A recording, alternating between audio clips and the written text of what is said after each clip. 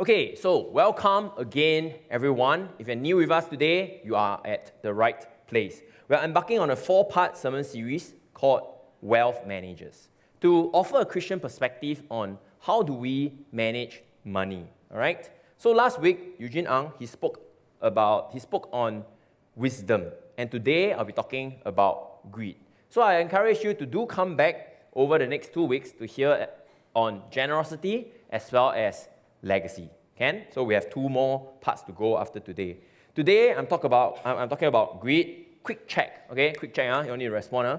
How many of you were here last week? So few? Come on, man. So you are here for me? Okay,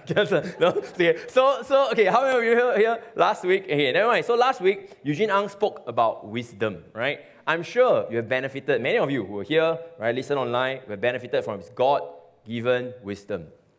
So last week, he actually told a joke. I'm not sure, I don't think he said it in the first session, right? But he made a joke. Anyway, when he said that, I got reminded of the preaching calendar last year, right? Last year, we also preached, right? So last year, Brother Danny Koh, he was our council chairman then, Danny Koh, right? He was speaking on managing your wealth last year. There was one sermon that's called Managing Your Wealth. So one brother, he WhatsApped me, and then he said, hey, it makes sense, Danny got a lot of wealth. So, got a lot of wealth, talk about managing your wealth.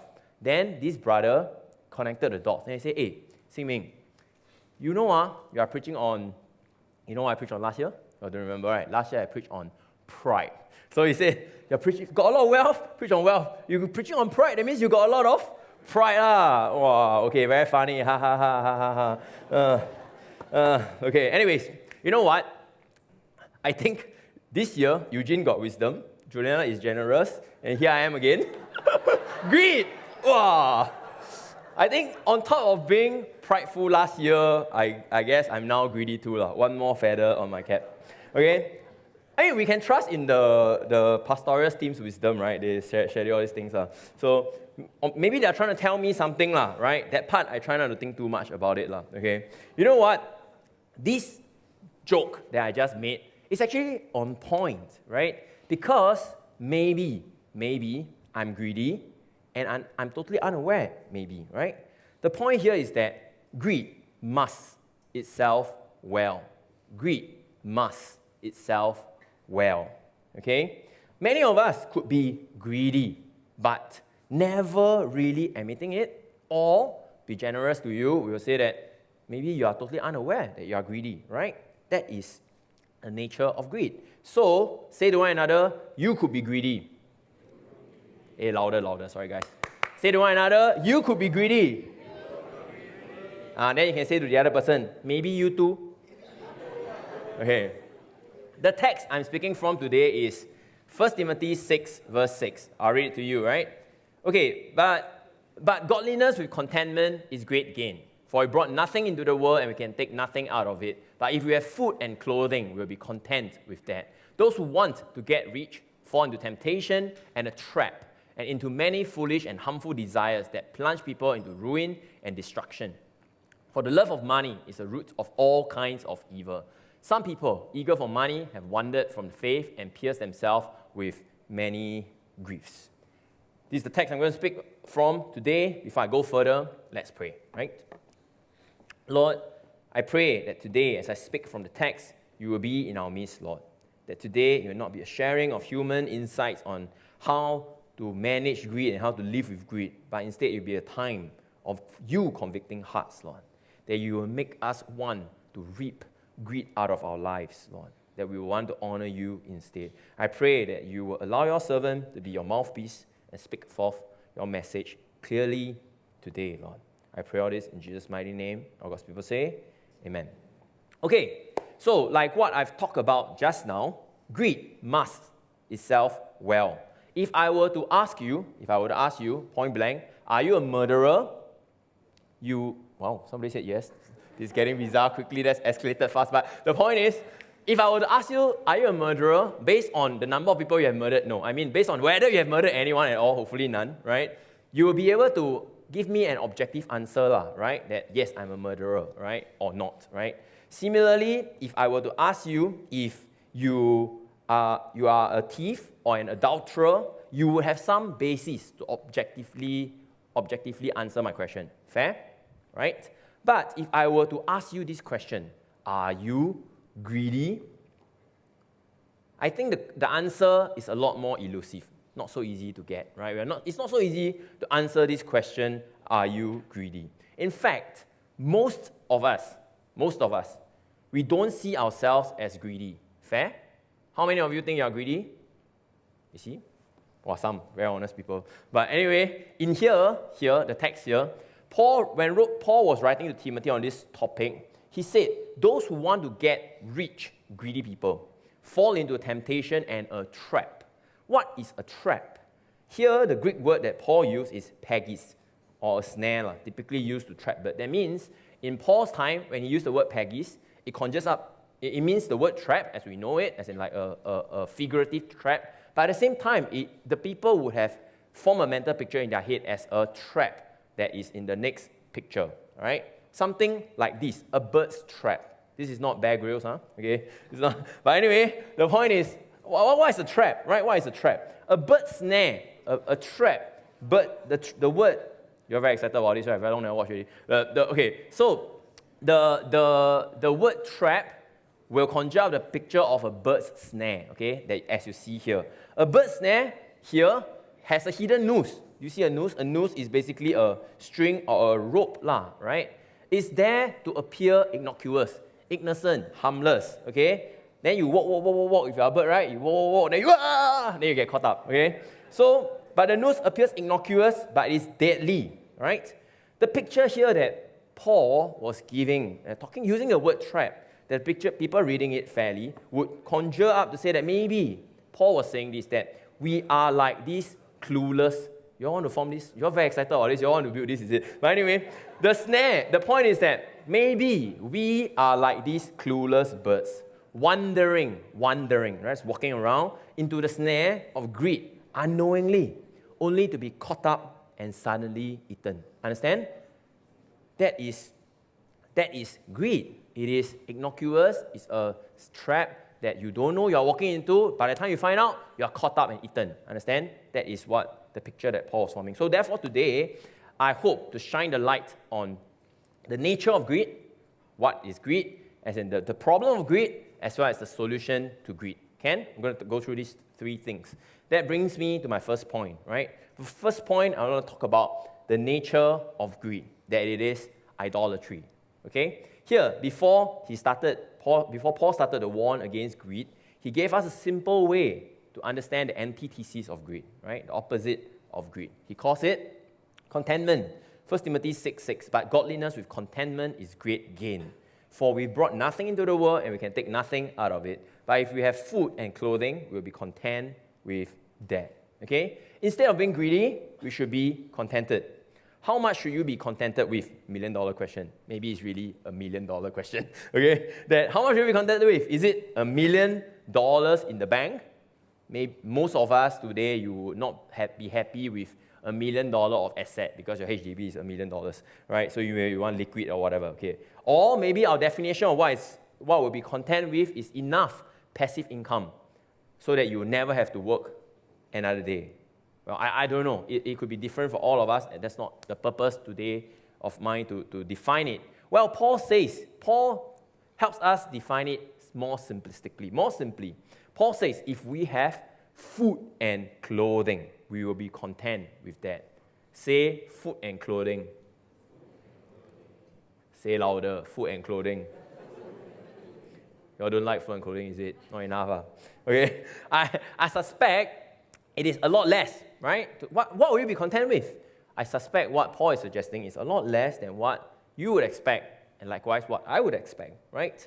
But what Paul had done here, though, is that he provided a simple definition of what is enough, okay? And my first point today, I hope to provide as well a simple definition of what is greed, so that we have something to compare against. I'll simplify greed into 3 words, right? Follow me. Greed is basically, I want more. Greed is your heart saying, I want more. It can be more houses, more cars, more bags, more expensive holidays. You can fill in the blanks yourself. Basically, greed is an insatiable desire to want more and more and more and more. And you know that inevitably takes the form of money. Why? Because money is a common unit of exchange, right? For your houses, your cars, your holidays. Understand? So greed is you wanting more, and we inevitably convert that to cash because that's how the economy works, right? So greed is your heart crying, I want more. Simple definition. I also want to shine a light on why you want more. Can you all follow me? Greed is I want more. I want to share with you why you want more. Here, I need you all to participate a bit one. Your Chinese okay or not? Who's Chinese okay one? Wow. Got feeling? Okay, come, I test you all. I'm going to, this is what? 综合填空. No, don't need to 填. But just shout it out. I'm going to give a Chinese saying. Okay, you try to complete the Chinese saying. It says, okay, first part, I give you 4 words. You need to say it's a 7-word phrase. Okay, I give you 4 words. Who's that? Who want to raise hand? Try. What? Come on. Hey, you already throws, yeah? Okay, never. You all shout out loud, okay? I'm going to give you 4 words, then you give me the next 3 words, okay? Come on. 贫贱夫妻. Come on, already, haven't what? I tell you, I sure you also don't know how to read this. Okay, anyway, so what? 贫贱夫妻 what? Come, 诗语 what? 贫贱夫妻 what? 百事哀. See, so educated. Okay, what is 贫贱夫妻百事哀? Chinese very 深奥 one. Okay, very interesting one. Hey, but today I don't always do this one. I just wanted to. Okay, 贫贱夫妻百事哀. What? 贫 is poor 啦，贫穷 right? Then Chinese very interesting one. You poor immediately become 贱 already. 贱 is no value, you know. Chinese is like 顺便you poor then just nice also no value already. So 贫穷 as in 贱 as in it not of little value, right? 贫贱夫妻百事哀. 夫妻 is husband and wife, right? 百事 is not Coke or Pepsi. 百事 is everything essentially 100 things. That means like everything. I means sorrow, 悲哀, right? So you combine all these things together. 贫贱夫妻百事哀. What great Chinese wisdom is saying is that if in a husband and wife, right? If you are poor, everything you do is going to be sorrowful. Regardless of how you think romantic you are going to be, it's going to be hard going. All right? This is 5000年的文化, 5,000 years of Chinese tradition, right? Nobody challenged idea one. So 贫贱夫妻百事哀. Okay, this one very cheap. Easier one. Next one, I say something, they all try to complete the sentence again, okay? Okay, this is super easy. If you all don't know something is wrong already, I try these young people. Maybe give them a chance. Okay, hi young people. 钱不是万能. What's the next line? Hey, she's not young enough. Okay, but anyway, yeah, correct. You all know, right? Okay, 钱不是万能. And what's the next line? 可是没有钱却万万不能. Right? You all know this. Okay, good. You all capture some Chinese roots here. Okay, I just want to say that these 2 timeless Chinese sayings, right? Timeless one. You go and ask your ama, everybody understand, right? No matter. So they understand this. This Chinese saying basically encapsulate what is on our hearts. Right? What's on our hearts?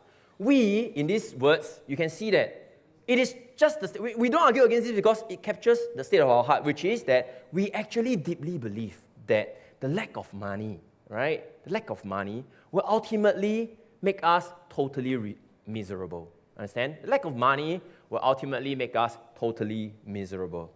That is what's on our heart. We believe that there's something ingrained within us that seeks that. We want money because we fear. It's the first sub-point, right? We look at the rising cost of living and we think, how would we be able to afford anything in future, right? Those fears are real, right? And we want to get our hands on money so that we can secure our future and our children's future, right? Maybe we are very noble, Mother's Day. We want to help our children, blah, blah, blah. But the point here is that what motivates us is fear. We want more because we fear. I just want to say that this fear, this need for security rather, put it positively, they are legitimate. But greed, seizing an opportunity here, creeps into your life, okay? So you want more because you fear, and greed seizes the opportunity to come into your life. I want to share about another reason why we want more, okay? The other reason is we want more because we are prideful.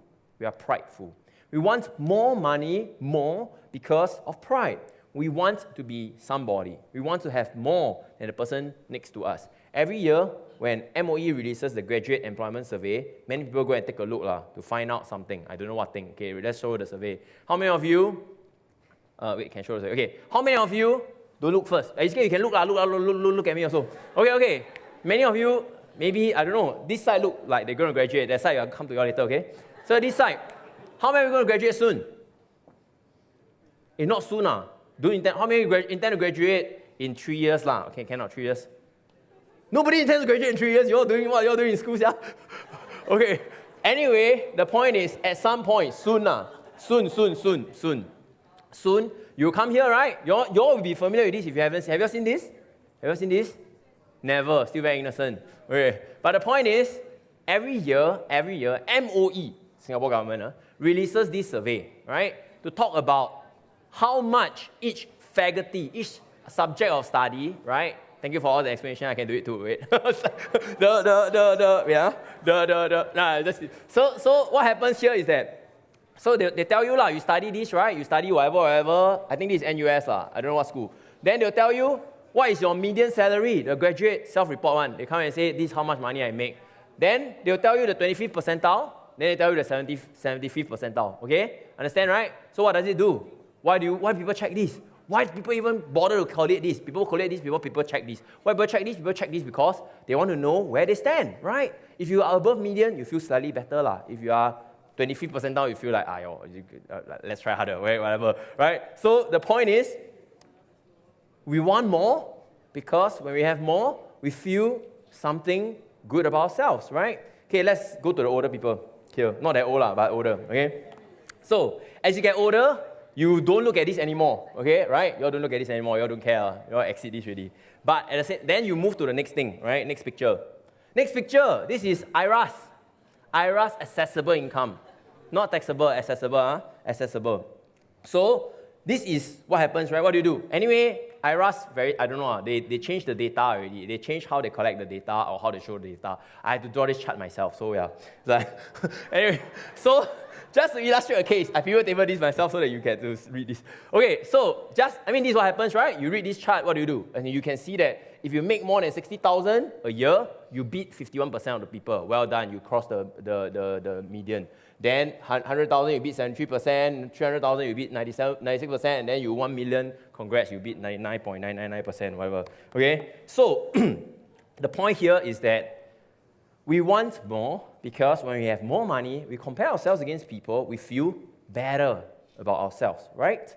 We want more because we want more, right? Once again, this is a quest for significance. You want to be somebody, not nobody, right?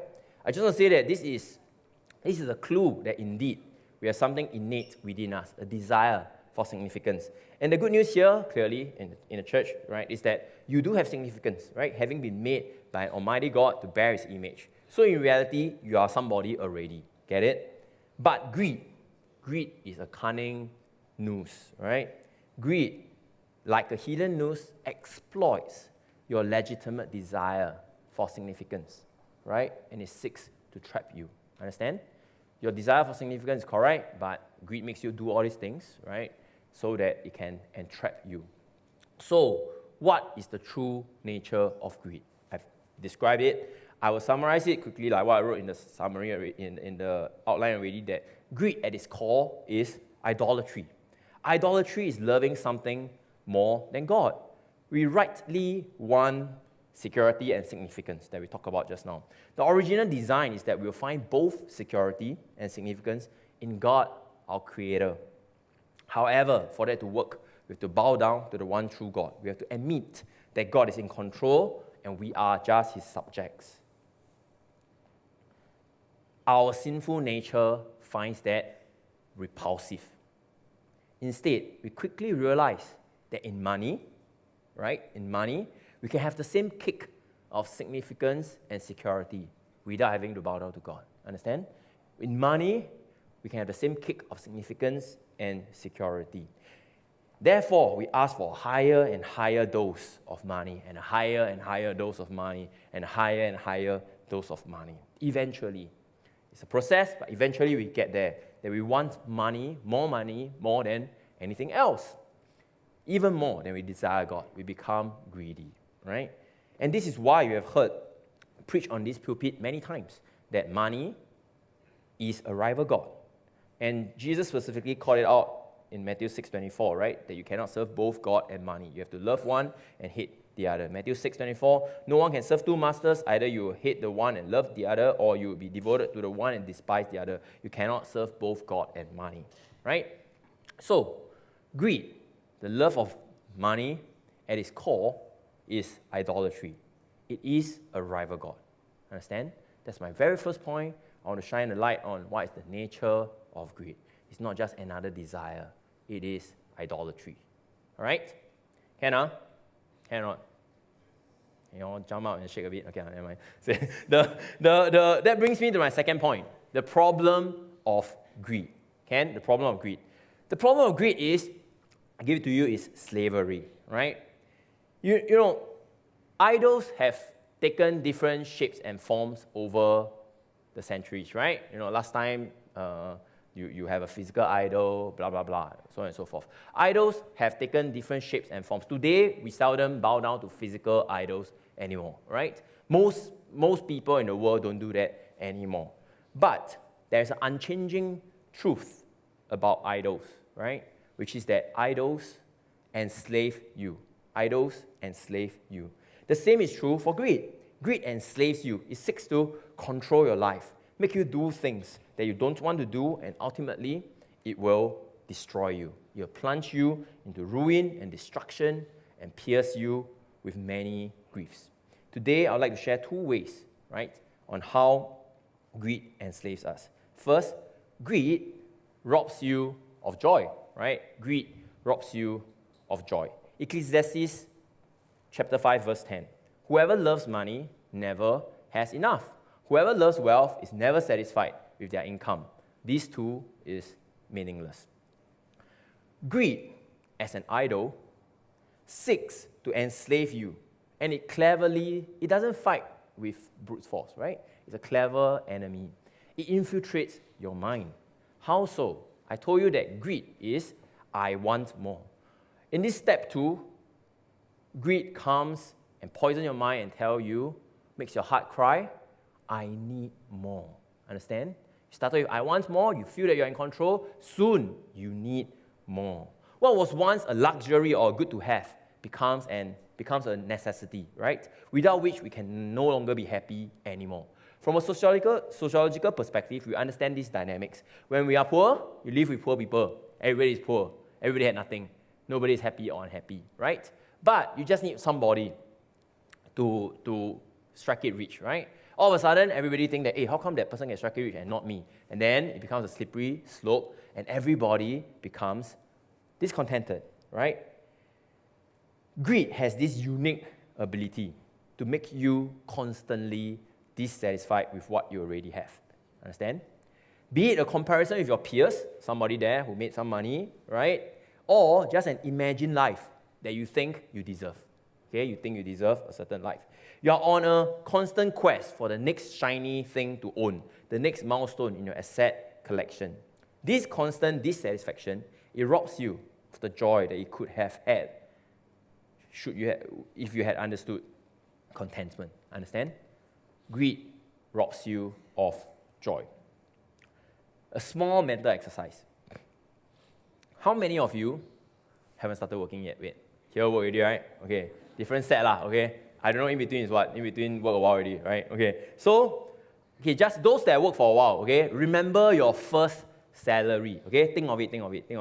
I talk to them first, you all wait for a while. Think of your salary. So those of you, just think of, if you have not started fully working, think of, I don't know, your part-time job or whatever, some money that you have collected, okay? Can you all come back already? Can talk a number already? Remember your first salary? What's the number? Oh, no, just kidding. the first salary out of school, okay? Or first pot of something that you got, okay? I want you to recall how, when you first had that salary, whatever that number is, okay, guys? How, remember that satisfaction that you had. That in some sense, it was actually sufficient. It was somewhat enough. you were reasonably contented, right? You were reasonably contented.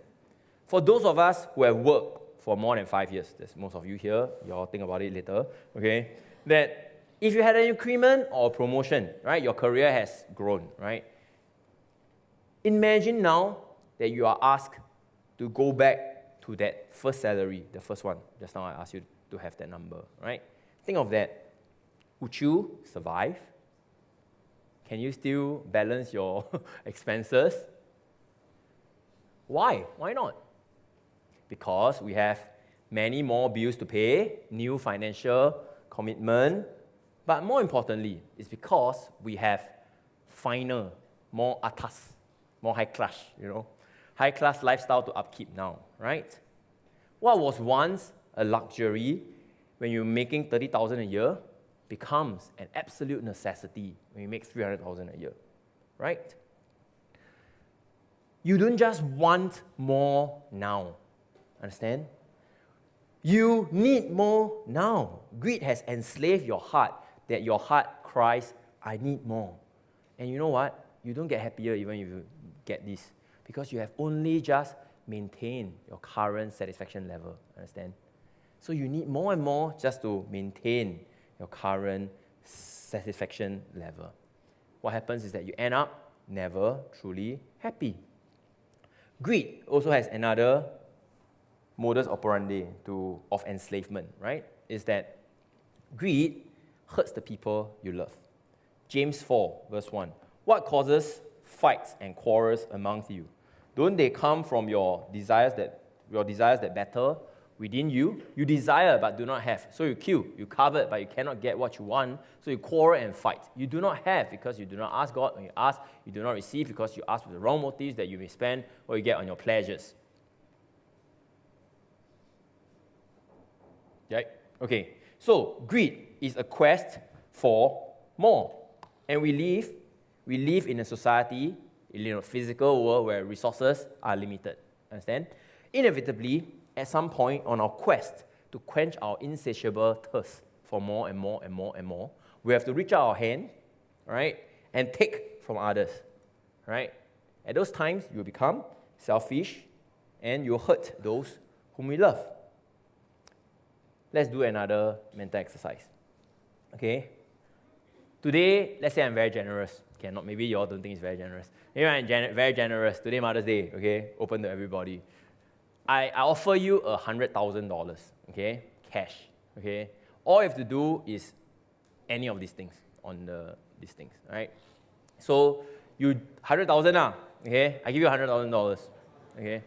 You can abandon your entire family, abandon your church, become a prostitute for a week or more, give up your citizenship, okay? Leave your spouse, withhold testimony, blah, blah, kill a stranger, put your children up for adoption. Okay. Hey, relax, you all don't even have kids, relax. Okay, any takers, 100,000? 100,000? Ayo, fail already. No lah, relax. What, hey guys, focus. So 100,000 cannot, is it? 100,000 too little. What about $1 million, guys? $1 million. Wow, you're so noble. How about, guys, how about $10 million? And you only have to do it once. One thing there, once. Nobody needs to know. I won't tell anybody else.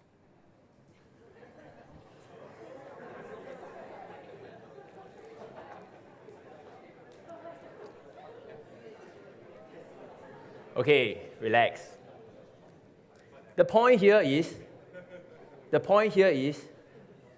I think it's quite clear, if you're honest with yourself, that we are not so sure anymore. I offer you 100,000, 100,000 only, who cares? I offer you 10 million, why up it to 100 million? The point here is that we are not so sure anymore. In fact, this set of same questions were asked to over 2,000 people in America in a book published in 1999, The Day America Told the Truth. 2/3 of American poll actually agreed to do one of these. In fact, you say, so these are actual numbers of people who agreed to do this for $10 million. Okay? I mean, you can see people are very happy to abandon their family quickly. Very fast. $10 million. No problem, 10 million. Okay, anyway. The point here is, as you digest this, I think the point is clear, right? I just want to say that there's a nuance here even, right? That this is just a survey, right? Some people may be very noble in a survey that they say, yeah, I won't do it. I would, like all of you sitting here, no, I won't do it. But when if the offer is a cold hard cash in a private room where it's given to you, I think more people will take it up, man, more than 2/3, right? I say this, that I highlight that I think this is unfortunate, and it tragically illustrates how greed has the power to enslave us, right? And it makes us do things that will plunge you into ruin and destruction, verse 9, and pierce you with many griefs, verse 10. Get the point? I'll give you one account from the Bible that I think is sobering. This account is of Judas. You all know Judas, right? He's one of Jesus' 12 disciples, and he betrayed Jesus by surrendering him to the religious authorities. That's what Judas did, right? Matthew 27, verse 3. When Judas, who had betrayed him, saw that Jesus was condemned, he was seized with remorse and returned the 30 pieces of silver to the chief priests and the elders. I have sinned, he said, for I have betrayed innocent blood. What is that to us? They replied, that is your responsibility. So Judas threw the money into the temple and left. Then he went and hanged himself. Judas was clearly enslaved by greed when he decided to betray Jesus. He regretted it, but the religious folks he conspired with coldly says to him, that is your problem. My question to you is, in your quest for more, have you considered that it will hurt the people you love most, your family, your parents, your children, your spouse? More pointedly, in this setting, has your greed caused hurt in the church, your cell group, your friends around you, CG member, church member? Maybe to get that promotion, to get more money, you've neglected your family, your church, your service, many people, right? And maybe to achieve your precious saving goals. We all have, right? Maybe you want to save 50,000 or whatever. To achieve that, have you avoided all CG or family engagements that you deem too expensive? And you think that, well, they should understand, right? I'm trying to do this thing here. This thing here is important to me. I still love them. They should understand. I think your CG, your family, your church believes that you love them. But they also understand that you love those tens of dollars, hundreds of dollars that you save more than you value the time that you get to spend with them, the thing that you get to do with them. I think this is an unavoidable conclusion, right? I will say that even this that I've just said, these are trivial examples compared to what I've just shown you just now, right? I say this so that you get a sense of how innocuous, how harmless greed, everyday greed can appear to be. But it does enslave you and make you do things that you can regret. And when you finally wake up from the stupor of greed, you will be standing in the heap of the ruin caused by greed. And then, like the religious leaders that had said to Judas, greed will simply reply you, that is your problem. That is the problem of greed. It enslaves you. Finally, my third point today is the solution to greed. It is the gospel. Let me explain. The background to the text I had used so far was that Paul was warning Timothy about false teachers, right? He was warning him about false teachers. I'll read you some verses prior to that for a bit more context, right? 1 Timothy 6:3. If anyone teaches otherwise and does not agree to the sound instruction of our Lord Jesus Christ and to godly teaching, they are conceited and understand nothing. They have an unhealthy interest in controversies and quarrels about words that result in envy, strife, malicious talk, evil suspicions, and constant friction between people of corrupt mind who have been robbed of the truth and who think that godliness is a means to financial gain. Who think that godliness is a means to financial gain. These false teachers that Paul was warning Timothy and the church against, they were peddling the gospel for profit. Their love was neither for the gospel nor for the things of God. Their love was for money. and they think that godliness is a means to financial gain. In other words, they are greedy people. My point here is that to overcome the idol of greed, your passion for Christ must triumph. Your passion for Christ must triumph. Instead of, I want more or I need more, your heart needs to cry, I don't need this because I have Jesus.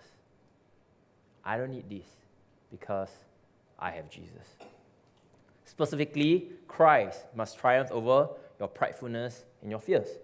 Remember that we are on the Money Manager series, and all these points that I've shared, the nature of greed, problem of greed, and the solution to greed should be viewed through these lenses. We are God Money's manager, and to do our job well, we must not be trapped by greed, right?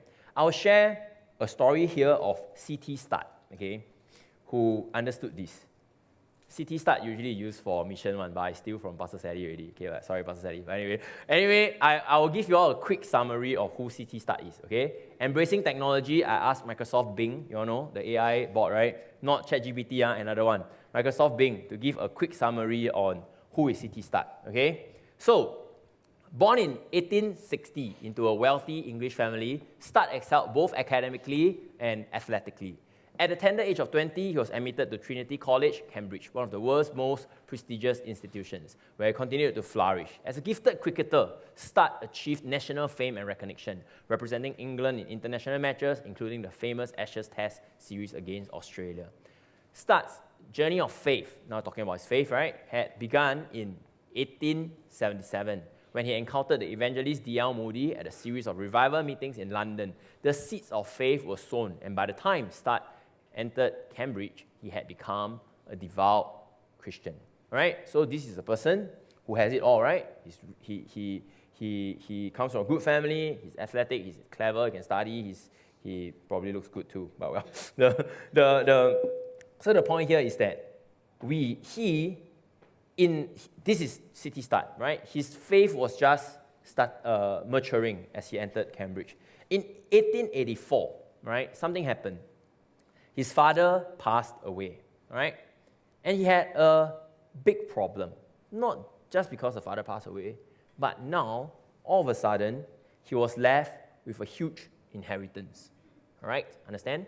He has a problem because all of a sudden, this is a man who has it all, and now he has a big inheritance. He's young, he's athletic, he's well-educated, he's famous, and now newly rich. What do you do with a life like this if you were him? I suspect many of us will, do our best, and make ourselves famous and things like that, right? Studd had read a pamphlet by the evangelist Henry Varley, which contains these words: "If Jesus Christ be God and died for me, then no sacrifice can be too great for me to make for him. If Jesus Christ be God and died for me, then no sacrifice can be too great for me to make for him." Staring at his inheritance, C.T. Studd, right, and a clear opportunity to get ahead, he instead chose to give out his entire fortune. He distributed his wealth amongst various missions, charities, and individuals, retaining only a modest sum for his own sustenance, right? In 1885, 1 year after his father passed away, he then sailed to China to be a missionary and to continue to serve God and inspire a generation until he passed on in 1931. Looking at all the stuff, the fame, the education, the opportunities, the money, C.T. Studd's heart clearly cried, "I don't need this because I have Jesus." We don't know what is God's plan for us, right?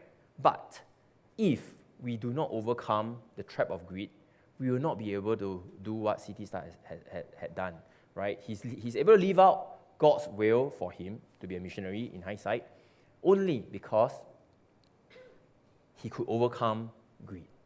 I think this is important as you understand where we are in this Money Manager series. Your job is not just to manage money, right? Your job is to manage money so that you can be freed up to do the other things that God is calling you to do. C.T. Studd didn't have to bow down to greed's trap for the desire to be significant out of pridefulness. He knew that Christ begot had died for him.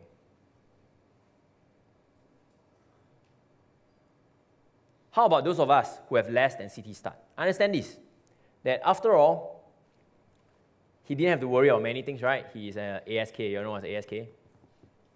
Sorry, I changed the mood so quickly, but well. So, what's an ASK? I don't know what's ASK? Asyakyang, yeah. City start. After all this talk, I want to acknowledge the hearts of many of your hearts. You see that, talk about this rich man for what, right?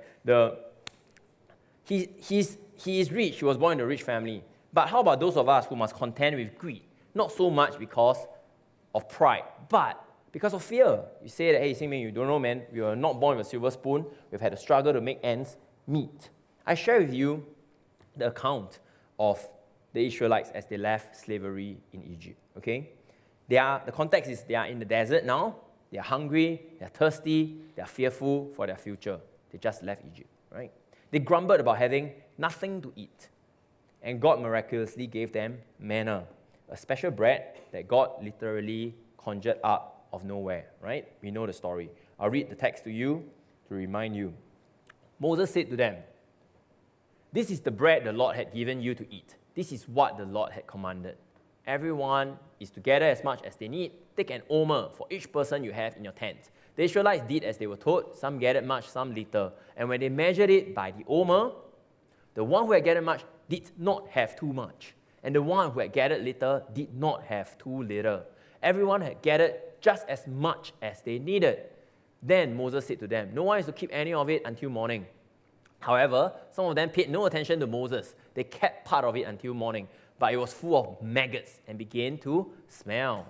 Each morning, everyone gathered as much as they needed, and when the sun grew hot, it melted away. This account, by the way, is where the phrase daily bread, you all read our daily bread, right? You know, this account is where the phrase daily bread comes from. Everyone gathered as they needed. No one had too much, no one had too little. And when you try to store willfully, it spoils, right? It spoils and it smells. Fresh daily bread, just enough for the day. I think this is what our hearts can lean on when greed tries to enslave us by making us fear. We can look greed in the eye and say, "I don't need this. I have Jesus. God will give me my daily bread." It may not be a lot, but it will be enough. Understanding the gospel can help us know that we are safe in Christ. We don't have to bow down to greed out of fear. What can poverty do to you? What can the world do to you? No one can snatch your daily bread out of your Father's hand. Understanding the gospel can help us know that you have significance in Christ. You don't have to bow down to greed out of pridefulness. It was nice to be a celebrity, as City Start was, but with or without it, we know that Christ begot had died for us. We have the approval and favor of the Almighty God, courtesy of the finished work of Christ on the cross. And this is the good news. This is the gospel. And this is the answer to the solution to greed, right? To get rid of greed, we need to let the gospel of Jesus Christ capture our hearts. We need to let it overwhelm you. We need to let it ravish you. We need to let the gospel be your delight, your joy, your answer to your pride and your fears. Let the gospel fill your heart so much that you have no more room for greed. This is the gospel. You don't need this because you have Jesus. I'll close today with one of my favorite passages in the Bible, 1 Kings 18:21.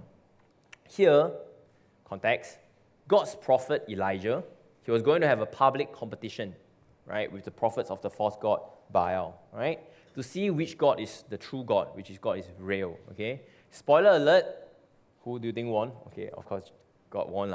Spoiler alert, Elijah beats them soundly and demonstrated that his God, our God, the God of Israel, is the one true God.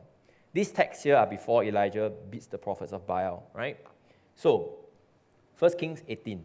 Elijah went before the people and said, "How long will you waver between two opinions? If the Lord is God, follow him. But if Baal is God, follow him." But the people said nothing.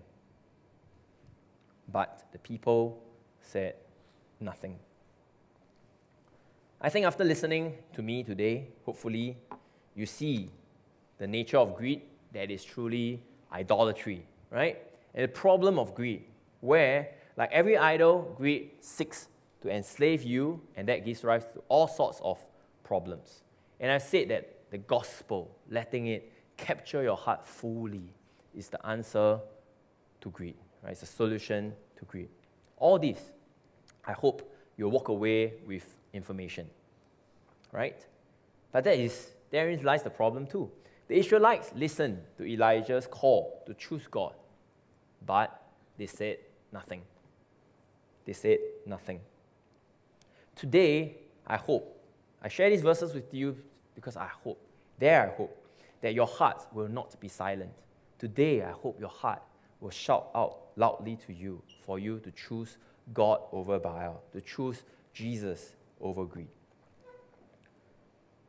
Today is my humble attempt to bring you on your heart's journey, right? Greed appears innocently as your heart's crying, "I want more," right? Then it enslaves you and your heart groans, "I need more." The good news is that the gospel, the power of Christ's finished work on the cross, can liberate you and have your heart sing, "I don't need this because I have Jesus. I don't need this because I have Jesus." I want to say that I started this sermon talking about that greed, the antithesis of greed is contentment, and I shared briefly about it. That's true. The antithesis of greed is contentment. But the antidote, 解药, okay, to greed, which we have all been poisoned with, is truly generosity. The antithesis is contentment, but the antidote is generosity. So I hope today, with all that I've shared with you, I've prepared you for Juliana's message in a week's time, and I hope that you will be ready to go on the offensive, to become generous, and to take back grounds from what greed has done in your life, right? Your life and mine. And may we be a successful wealth managers of the God Most High.